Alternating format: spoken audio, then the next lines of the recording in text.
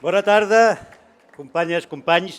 M'agradaria començar destacant la importància que té el suport que estem rebent a la candidatura de Catalunya Sí que es pot de les persones vingudes d'altres punts del territori espanyol, com avui tenim el Pablo, com abans d'ahir teníem la Teresa, com hem tingut l'Alberto Garzón, com hem tingut l'Ska Keller d'aquesta Europa rica, que demostren que tenim i que compartim les mateixes lluites pels drets que ens estan prenent i pels drets que volem recuperar. Escolteu-me, mostren que encara que estem entrant a la tardor, estan florint les primaveres als carrers i a les places com avui, primaveres de gent honesta, de gent que està perdent la por i de gent que li està dient als poderosos que ja n'hi ha prou de rapinyar la terra i d'arrencar-nos el bo i millor que teníem, que són els nostres drets. Ens volen convertir en miserables, però els avisem, si nosaltres som els miserables, que facin atenció perquè està començant el nostre dia, està començant el jorn dels miserables, que és el nostre. I com que compartim les lluites, sabem que compartim també una cosa molt important, que és la solidaritat. Som solidaris amb tots els pobles del sud d'Europa que estan debatent-se amb la mateixa qüestió.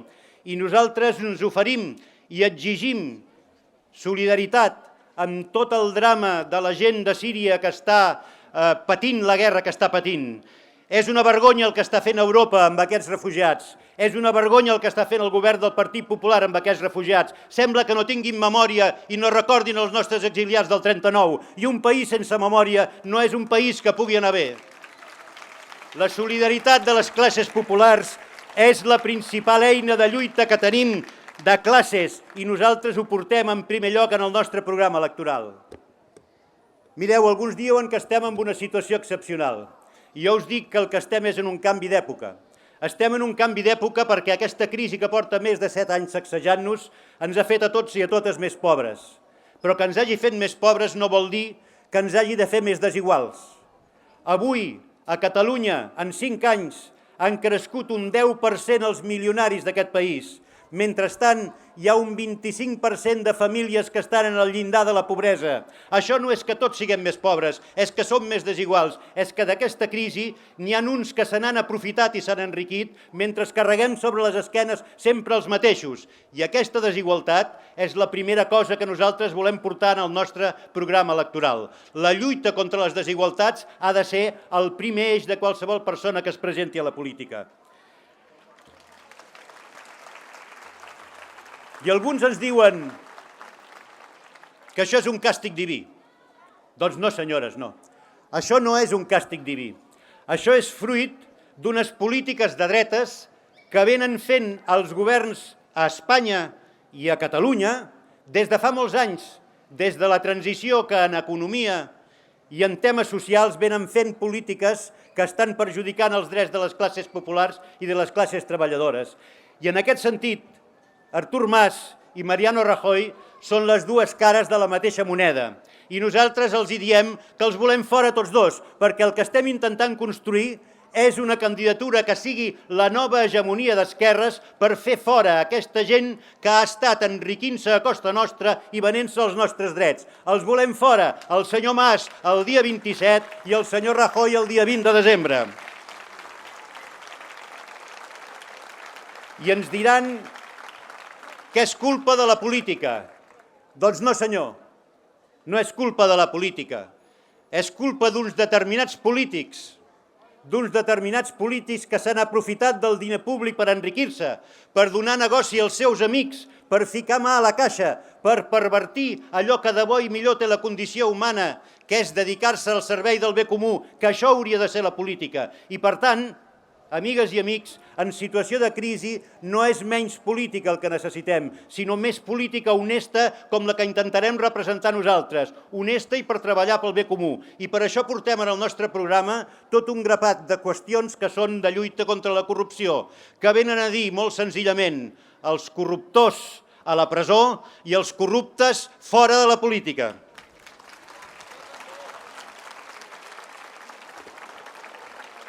Hi ha un candidat aquí a Girona que explicava que ell pot aparcar la seva ideologia durant 18 mesos perquè així, quan d'aquí 18 mesos siguem tots feliços i lleguem els gossos en llonganissa, tot estarà resolt.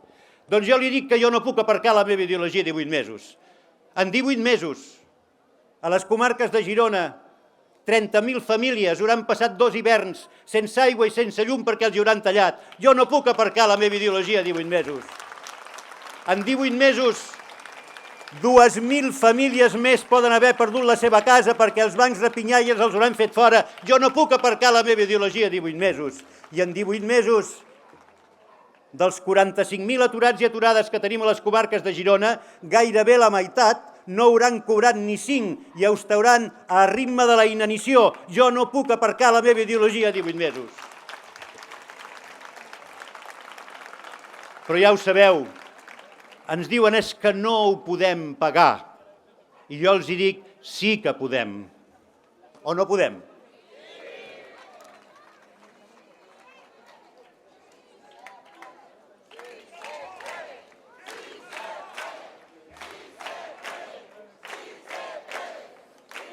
Mireu si es pot. Avui, quan acabem, la gran banca a Catalunya haurà guanyat 3 milions d'euros en un dia. No podem posar un impost sobre les finances? Naturalment que sí. Avui en un dia les empreses elèctriques amb les nuclears hauran guanyat 1 milió d'euros. En un dia no podem posar un impost sobre les centrals nuclears? I tant que podem. Avui, en un dia,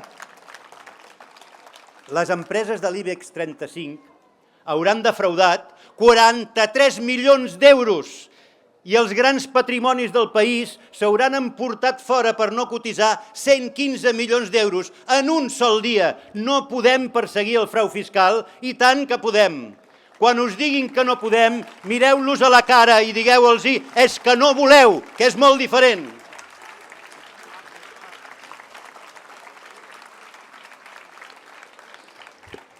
Mireu, estem volent centrar la campanya en un sol tema i nosaltres no el defugim, però nosaltres diem que defensem totes les sobiranies.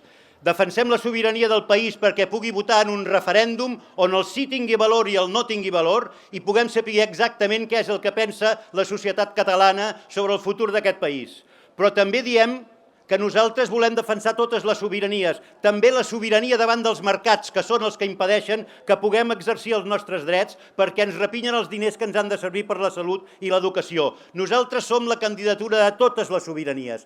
Nosaltres, diguem-ho clar, sense embuts, nosaltres volem una Catalunya lliure, i tant que sí, però una Catalunya lliure és aquella que està feta de persones lliures. I la llibertat comença quan tothom té un plat a taula cada dia i una casa on poder-lo menjar, i aquesta és la que defensarem nosaltres. Per això hem fet una candidatura, aquesta candidatura que és la candidatura de la gent. L'hem fet amb la gent i l'hem fet per la gent d'aquest país, la gent nascuda aquí i la gent vinguda de molts de llocs de fora d'aquí, que compartim una cosa. Des de fa molts anys compartim una mateixa lluita per guanyar-nos els drets que ens hem guanyat com a classe treballadora durant tots aquests anys i que uns miserables ens els volen arrabassar. I això ho compartim. Catalunya és un sol poble. Aquesta és la meva pàtria és la gent. I això els hi hem de dir molt clarament. Catalunya és un sol poble i no ens dividiran. I una última reflexió perquè m'estan traient d'aquí. Escolteu-me. Hem d'explicar una cosa molt senzilla. Nosaltres som la candidatura d'aquesta gent de classe treballadora. Digueu-los a la gent que reflexionin molt bé a l'hora d'anar a votar si la gent de classe treballadora explotada ha de votar a aquelles candidatures que incorporen els explotadors a dintre de les seves candidatures, aquelles candidatures que incorporen els que han aprovat una reforma laboral que ha fet baixar persianes a totes les empreses i ens ha deixat sense salaris, aquells explotadors que incorporen la modificació de la Constitució perquè paguem primer els bancs abans dels nostres drets, aquelles candidatures que incorporen els que han retallat la sanitat, els que segueixen pagant escoles de l'Opus mentre treuen mestres, que reflexionin, expliqueu-los bé, expliqueu-los que està arribant la primavera i que la primavera es diu Catalunya sí que es pot.